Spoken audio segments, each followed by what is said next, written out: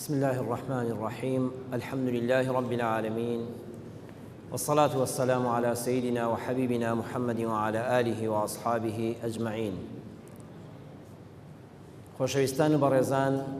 بابەتی ئەم شەومان لە زنجیرە باسی جوانتردا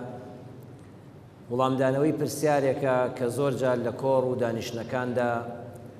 بە تایبەت لایەنە بێدینەکان و ئەوانەی دوورن لە بنەما ئاینیەکانەوە دەیوروژێنن کە بریتیە لەوەی گوایە ئیسلام بەهێزی شمشێر و چەک بڵاو بووەتەوە بەناو خەڵکدا. زۆر جار مسلمانانێک کە لە دینەکەی خۆیان وەکو پێویست حاڵی نین خەریکە دەکەونە ژێر ئەو کاریگەریەوە. ئەم شەو لە خزمەت سیرەی پێغەمبەر صلی الله عليه وسلم باسی ئەوە دەکەین ئایا ئەم ئیسلامە، ئەم دینە پاکە ڕەحمەتە بەهێزی شمشێر گەیشتە وڵاتان و ناو میلەتی کوردی مسلمان و وەکو زۆر جار لە بەرجی هەندێک کتێبا دەبێندرێ شمشێرە خوێنی لێ تکاوەتەوە، ئایا ئەوە ڕاستە؟ بۆ وەڵامی ئەو پرسیارە دەچینە خزمەت ژیاننامەی ڕاستەقینەی پێغەمبەری خوا صلی الله عليه وسلم. خۆشەویستان، پێغەمبەر ماوەی 13 ساڵ لە مەککەدا بووە. سەردەمی زێڕینی پێغەمبەری خوا صلی الله عليه وسلم چەند ساڵ بووە؟ 23 ساڵ بووە. 23 ساڵ پێغەمبەرایەتی کردووە. 40 ساڵ بووە کە بۆتە پێغەمبەر، 23 ساڵ پێغەمبەری خوا بووە، لە 63 ساڵی وەفاتی کردووە. ئەو سەروەرەمان 13 ساڵی بانگەوازی پێغەمبەرایەتی لە مەککە بەسەر بردووە. معلومی جەنابتانە لە ماوەی ئەو 13 ساڵەدا هیچ شمشێر بەدەستێکی لەگەڵان نەبووە. 13 ساڵ پێغەمبەری خوا صلی الله عليه وسلم ئاینەکە بەس بریتیە بۆ لەمە خەڵکینە خوا تاک و تەنهایە. ئەم بتانەی ئێوە لە ناو کەعبە و دەوروبەریدا داوای منداڵ و ڕزق و ڕۆزی و شیفا و سەرکەوتن و عیزەت و ئەوانەیان لێ دەکەن، ئەوانە بتێکن، ئەوانە بەردن، ئێوە بەدەستی خۆتان دروستان کردوون. گوناحی ئینسان ئەوەندە عەقڵی لاواز بێ، ئەوەندە دواکەوتوو بێ، شتێک بەدەستی خۆت دروستیکەی بەخوای خۆتی بزانی. دەبێ ئەو شتێک کەوا بە خالقی دەزانی لە تۆ بەدەستر بێ. معقول نییە خوایەکە تۆ دروستیکەی. کابرا لە خورما خوایەکی دروست دەکرد، پێی جوان بوو، دوایی کە برسی دەبوو دەی خوارد. کابرا دەچوو بۆ بیابان لەگەڵ مەڕ و ماڵاتەکە کوشترەکەیدا،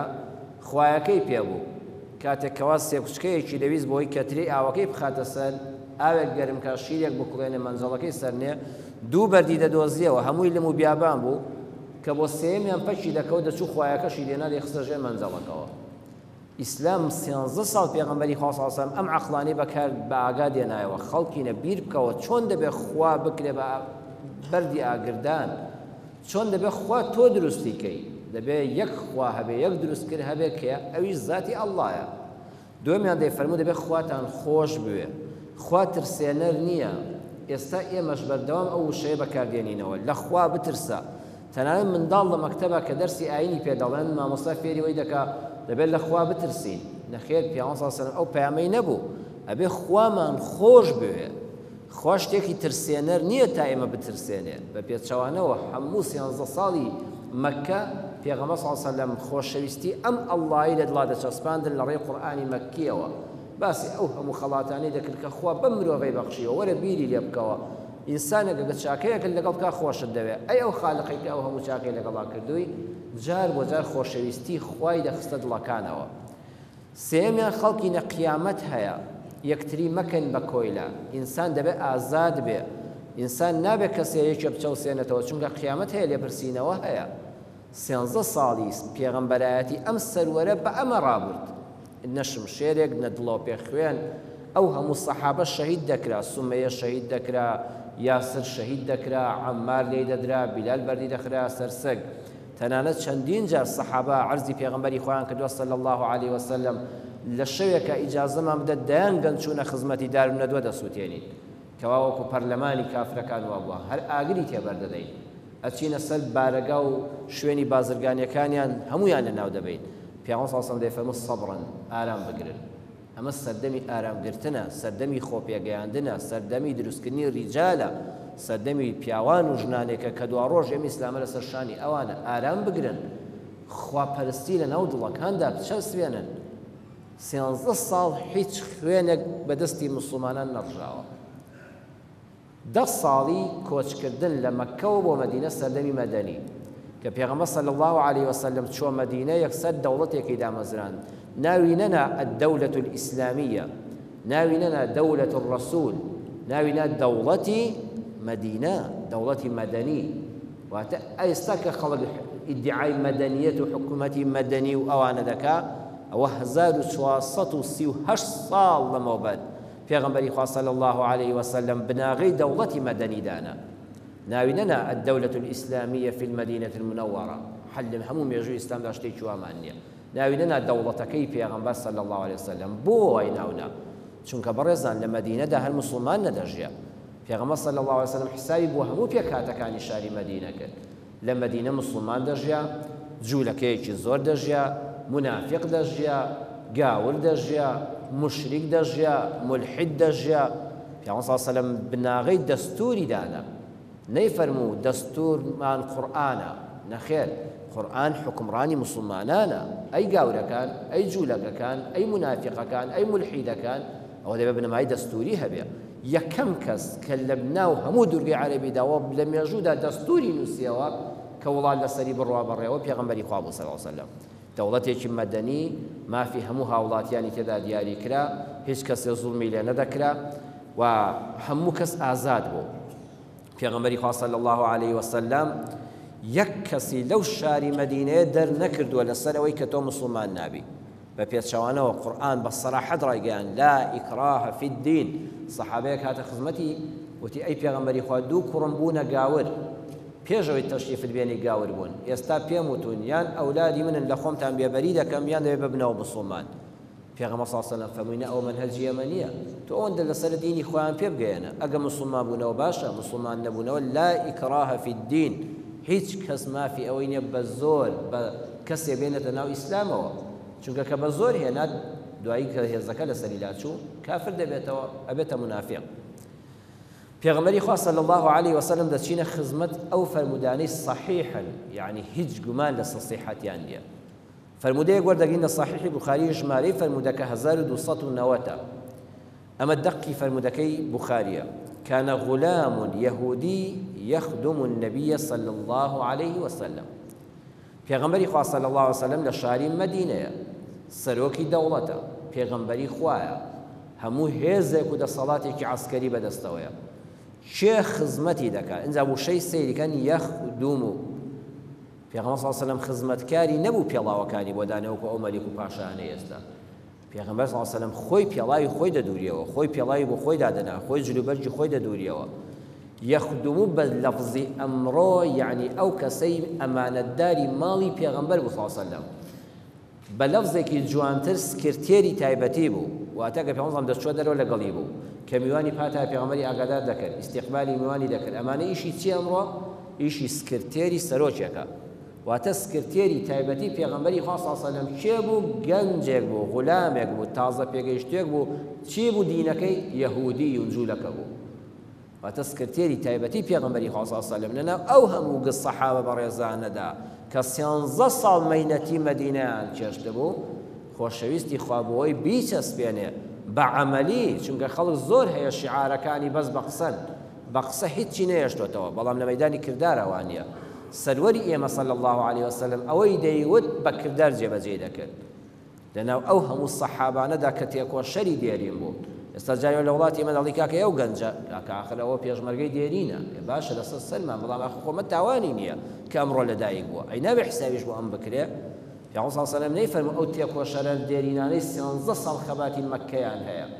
دەبێ ئەوە سکرتێری تایبەتیم بێ یەک گەنجی هەڵبژار گەنجەکە جوولەکەیە خەڵکی مەدینەیە بۆی بڵێ خەڵکینە هاوڵاتی بوون لە دەوڵەتە مافی ئاینی ناخوێنرێتەوە ئەم گەنجە گەنجێکی چالاکە دەسپاکە ئەمینە چاوپاکە بە ئەخلاقە با جوولەکە بێ سکرتێری تایبەتی پێغەمبەری ئاخری زەمانە صلی الله عليه وسلم فمەریضە ماوەیەکی پێچوو گەنجەکە نەخۆش کەوت چۆوە ماڵی باوکی فەئەتاه النبي صلی الله عليه وسلم يعوده پێغەمبەری خوا چۆ ماڵی ئەو جوولەکەی و سەردانی ئەو کوڕە گەنجەی کرد فقعد عند رأسه للاي سريا ودانش فقال له أسلم فرموي مسلمان با ولا دين إسلام بۆت هەیە پێشنیار بکەی گەنجی جوان نەخۆشی نەوەک لەم نەخۆشیەدا بمری وەرە بۆ ئاینی ئیسلام بۆی لە قیامەتی شابەیەکەوە بین تۆ لە دنیادا زۆر کەسێکی پاک بووی لەگەڵ منە خۆشەویست دواتە ئەم دڵسۆزیە بۆ دەربڕیت خوا گەنجە جوانەکە تۆ کەسێکی زۆر پاک بووی لە ماڵی ئێمەدا حەز دەکەم لە قیامەتی شابەیەکەوە بین ئەگەر لەسەر ئاینی ئیسلام نەمری لە قیامەتە من و تۆ بەیەکەوە نابین ئەسلم فنظر إلى أبيه وهو عنده باوکی گەنجەکەش لەوێ دانیش بوو گەنجەکە سەیری باوکی کرد واتە باوکە يعني دەبەر باوکم ناتوانم مسلمان بم فقال له أطع أبا القاسم وتي كرم بجوي أبا القاسم محمد بكا بجوي بكا بخوا أو لمن دل صوستر بوتو يعني أوجه لك يداني بودانا كرم بجوي بكا فأسلم الشيطماني هنا مسلمان بو فخرج النبي صلى الله عليه وسلم يقول الحمد لله الذي أنقذه من النار خۆشەویستی خوا بە دڵشادیاتە دەرەوە لە ماڵەکە و خوا حافیزی کرد فەرمووی سوپاس بۆ ئەو خوای کە ئەو گەنجەی لە ئاگەر ڕزگار کرد مسلمان بوو ئەمە دینی ئێمەیە ئەمە لە ئەو پەڕی دەسەڵاتی بەهێزی پێغەمبەر عەلەیهی سەلام کە بەلانی کەمەوە 10,000 شمشێر بەدەست لە دەوری بووە پیاوی ئەوەکو ئەبوو بەکر و عومەر و عەلی و عوسمان و تەلحە و زوبەیری لێ بووە بەڵام گەنجێکی یەهودی جوو لە کەس کە تێری تایبەتی ماڵی پێغەمبەر عەلەیهی سەلام سەحابەش لە فتوحاتدا ئاوا بوون لەشکری ئازادی بەخشی ئیسلام کاتێوە هاتۆتە وڵاتان ڕێزی مرۆڤ یەکەم شت بۆ کە دیفاعی لێ بکرێت دەچینە خزمەت فەرموودەکەی ئیمامی بوخاری کە بە ژمارە فەرموودەی 1250 لە صحیحا هێناوێتی ئەمانە هەموو لە صحیح بوخاریدا دەفەرمێ قەیسی کوڕی سەعد و سەهلی کوڕی حونەیف لە قادسیەی عێراق بوون جەنازەیەک بەلایاندا تێپەڕی فەقاما هەردووچیان لەبەر جەنازەکە هەستان لبر ميتك لبر مردوك هستان فقيل لهما بيان وترا إنها من أهل الأرض أي من مجوس فارس وتيان أو بياوة فارس أو آقر فرزدوا آقري فرزدوا يو ولا بر جنازك هستان فقال أود الصحابة فرميان إن رسول الله صلى الله عليه وسلم مرت به جنازة لبرويك إيما بيني من بيغمر إخوة جنازيك بلاتي بري فقام هستا لبري فقيل إنه يهودي عرزي كلا أو جنازي جولك يقبو فقال أليست نفسا إنسانية وتيان أو إنسانا يملا بيغمبري خاصة صلى الله عليه وسلم فيربوين أبير ريزي مروف بجيره وات الصحابة كتشونا ولاتان أم بنمايان بيغو إنسان هر آينيكي هبه أبير ريز وكرامتي بمردويج ليه بجيره تشجعي بزندوي بۆیە تونڕەوی ئاینی لەکوێوە دەست پێ دەکات لەو شوێنەوە کە ئینسان حەزی خۆی دەست پێ بکات ها زۆر گەز حەماسەتی بۆ ئیسلام هەیە خۆی دڵی وا دەخوازێت بەڵام نەگەڕاوەتەوە بۆ خزمەت پێغەمبەر صلی الله علیه وسلم ئەگە بگەڕێتەوە بۆ سەرچاوەکە تووشی هەڵە نابێت لەگەڵ گاورەکان پێغەمبەر صلی الله علیه وسلم چۆن بوو مزگەوتی مەدینەی منەوەڕە ئەوانەی کە چوونە حەج و عومرە بینیویانە یەک نوێژ لەو مزگەوتە پیرۆزەدا بە 1000 نوێژی ئەم مزگەوتە خێری هەیە رسول أكرم صلى الله عليه وسلم لودا وتاري دعوة بيجني بو مسلمانان كردوا قضاوتي كردوا وفدێکی گاورەکان مەسیحیەکانی خەڵکی نەجران هاتنە شاری مەدینە وەختی نوێژی خۆیان بوو هاتن پشتیان کردە قیبلە و بەرەو ڕۆژهەڵات ڕاوەستان و نوێژیان کرد فصلوا إلى المشرق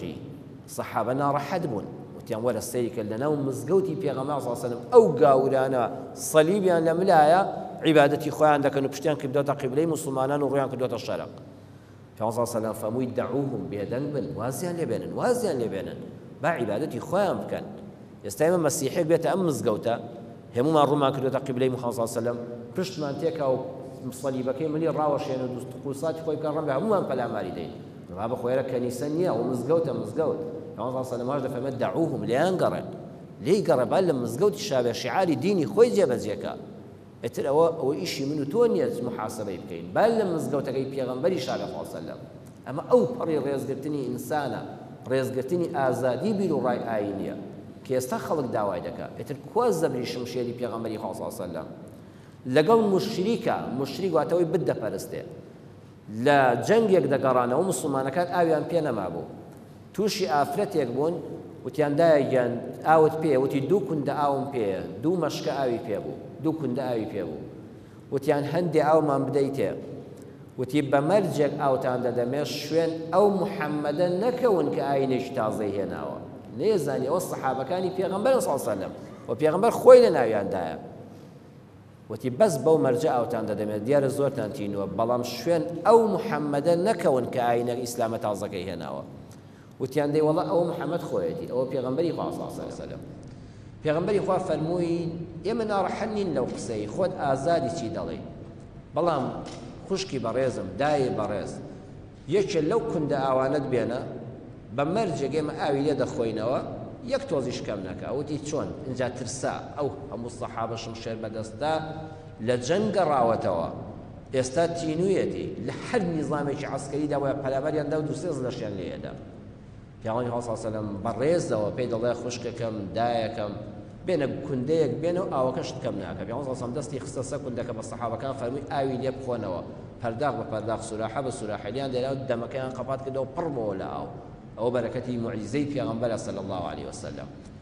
ئەمجا ئافرەتەکە شەرمەزاری پێوە دیار بوو نە ئاوەکەی کەمی کردو ئەم موعجزەی بە چاوی خۆی بینی واش پێغەمبەری خوا صلی الله علیه وسلم فەرمووی هیچ مەشڵەشێ تۆ مافی خۆتە تۆ ئاوی خۆتە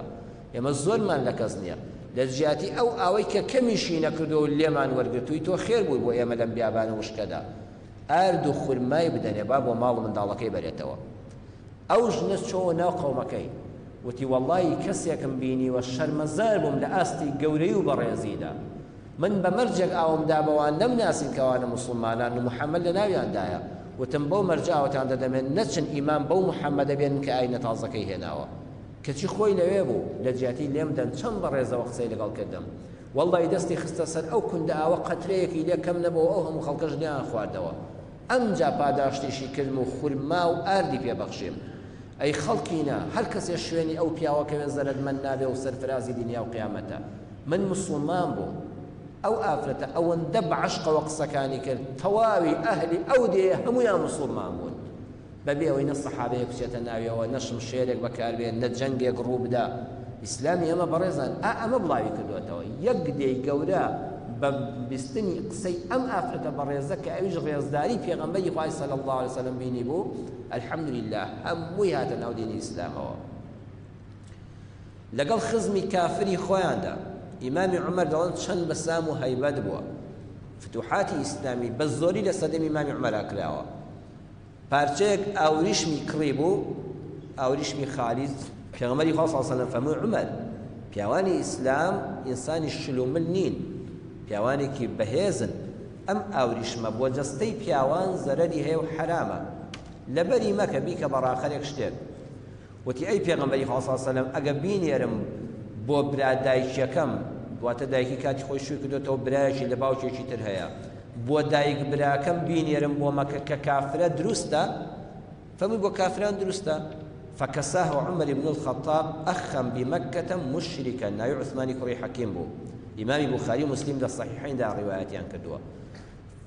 إمام عمر كلاس أوريش مبنرخكي نال بو بلا كافركي بو مكة إمام نووي دا فرمي السلام حديثا وفي هذا دليل لجواز صلة الأقارب الكفار والإحسان إليهم وجواز الهدية إلى الكفار أم فرمودەی بخاری مسلم بەڵگەیە لەسەر ئەوەی دروستە خزمی کافرت سیلێ ڕەحمی لەگەڵ جێبەجێکەی خزمی کافرت والإحسان إليهم چاکەی لەگەڵا بکەیت وجواز الهدية إلى الكفار کابرایەکی کافر برادەرتە ئەمریکەک لێرە لە شەریکەیەک ئایشت کردەوە بۆتە برادەرت کابرایەکی سینی لە ڕێی معاملەوە بۆتە دۆست و ڕەفیقت یعنی کاتێکە معاملەکەشت تەواو بۆ دوای 2-3 ساڵ بیرت کردەوە دروستە لێرەوە هەدیەیەک بنێری بۆ کابرای یابانی بۆ کابرای سینی کە بتە پەرستێت یعنی لەوانەیە مە کەسێ بپرسێ مامۆستا دروستە مەرحەبایی بکەمەوە نەک هەر دروستە مەرحەبایی بکەیەوە زۆر جوانە هەدیەی بۆ بنێری دۆستایەتی و مەرحەبایەکەت هەر بمێنێ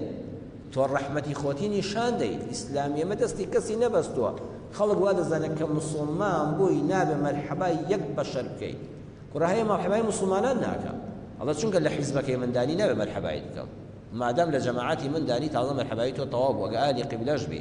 دەی ئیسلامەکەی ئێمە جوانتر لێ تێ بگەین ئیسلامەکەی ئێمە ئیمامی نەوەوی لە شەرحی حەدیثا دەفەرمێ خزمەکەت کافر بوو منعی سیلێ ڕەحم ناکە یعنی خزمێک دێ ئێستا بە ئاشکرا کافر بووەتەوە ئەڵە کاکە من کۆمۆنیستم شیوعیم هەرچیەکەم مادام خزمتە سەری لێ بدە جەژنە پیرۆزەی لێ بکە مەرحەبایی بکە یعنی هیچ مانیعێک نییە بۆ ئەمە ئیسلامی ئێمە دان نابڕێ بەڕێز دەکەم لە خەڵک وەڵا فڵان کەسی خزمم چونکە نوێژ ناکە بەخوا سەر بە ماڵیان ناکەم ئیسلامی ئێمە کواوای پێوتوی